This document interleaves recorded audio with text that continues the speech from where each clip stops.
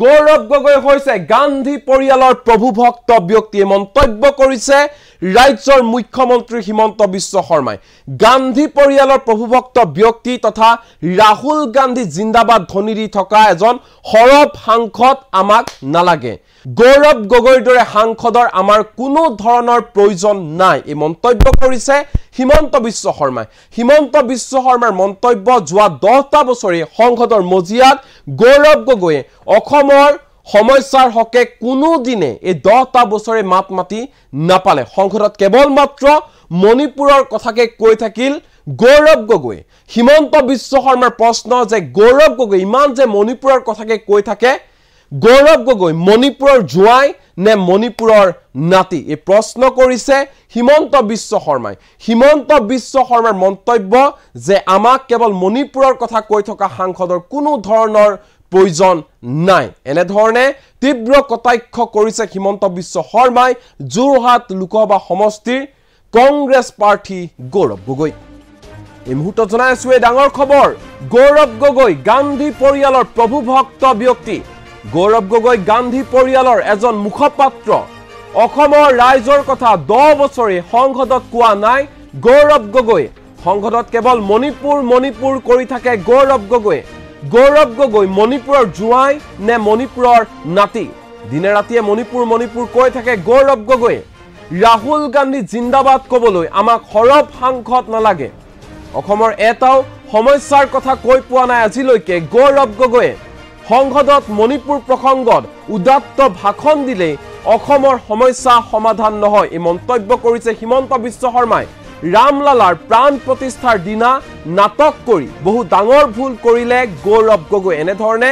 গৌৰৱ গগৈ তীব্ৰ কটাক্ষ কৰিছে মুখ্যমন্ত্ৰী হিমন্ত বিশ্ব শৰ্মাৰ ফালৰ পৰা কোৱা হৈছে যে গৌৰৱ গগৈ হৈছে গান্ধী পৰিয়ালৰ মুখপাত্ৰ গান্ধী পৰিয়ালৰ প্ৰভুভক্ত ব্যক্তি আৰু এনেকুৱা প্ৰভুভক্ত ব্যক্তি তথা মুখপাত্ৰ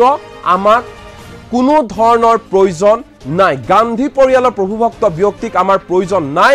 ৰাহুল গান্ধী জিন্দাবাদ কবলৈ আমাক সৰব সাংসদ নালাগে সৰব সাংসদ নহলেও হ'ব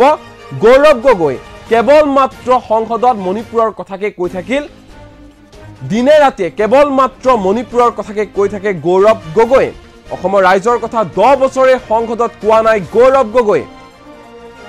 অসমৰ এটাও সমস্যাৰ কথা আজিলৈকে কৈ নাপালে গৌৰৱ গগৈ আৰু এনেকুৱা সাংসদৰ আমাক কোনো ধৰণৰ প্ৰয়োজন নাই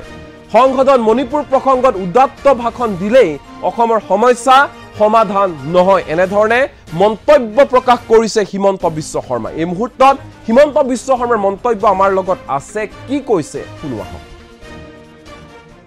গৌৰৱ গগৈয়ে বহুত ডাঙৰ ভুল কৰিছে ৰাম মন্দিৰৰ দিনাখন তেওঁ যিখন নাটক কৰিলে অসমত তেওঁ কলিয়াবৰৰ এমপি আছিল কিছুমান মানুহে ক'ব খোজে যে গৌৰৱ গগৈ সৰব সংসদ আছিল এটা কথা মোক কোনোবাই দেখাই দিয়ক সেই ব্যক্তিসকলক মই তেওঁলোকক চ্যালেঞ্জ কৰিম যে সংসদত তেওঁ কলিয়াবৰ সমষ্টিৰ হৈ এটা শব্দও কেতিয়াবা কৈছে নেকি তেওঁ যোৰহাটৰ হৈ এটা শব্দও তেওঁ কেতিয়াবা কৈছে নেকি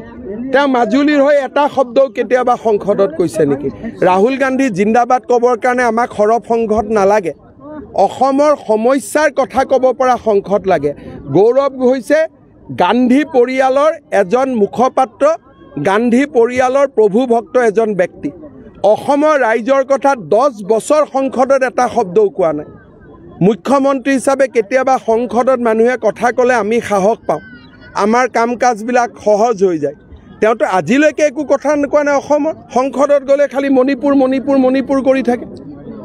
আৰে তেওঁ মণিপুৰৰ জুৱাই নে মণিপুৰৰ নাতিনি যে দিনে ৰাতিয়ে মণিপুৰ কৈ থাকে আৰু আমাৰ ইয়াৰ কিছুমানে কৈ থাকে নহয় তেওঁ বহুত কথা ক'লে এনেকৈ কৈ আমি অসমখনত আমি সদায় পিছ পৰি আছোঁ তেওঁক আপুনি মেডাম মিফিটো নেদেখিব নাম ঘোষাটো নেদেখিব বৰপেটা সত্ৰটো নেদেখিব মাজুলীৰ ভাওনাটো নেদেখিব সেইবিলাক নাই ইলেকশ্যন আহিলে জৰুৰ অহা যোৱা কিন্তু তেওঁ যি ধৰণে নামাজ পঢ়িছে উঠা বহা দেখিলেতো ভয়ে লাগি যায় যে ইমান ক'ৰ পৰা শিকিলে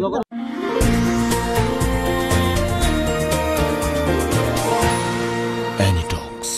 হুতৰ বিপৰীতে ৰাইজৰ স্বাৰ্থত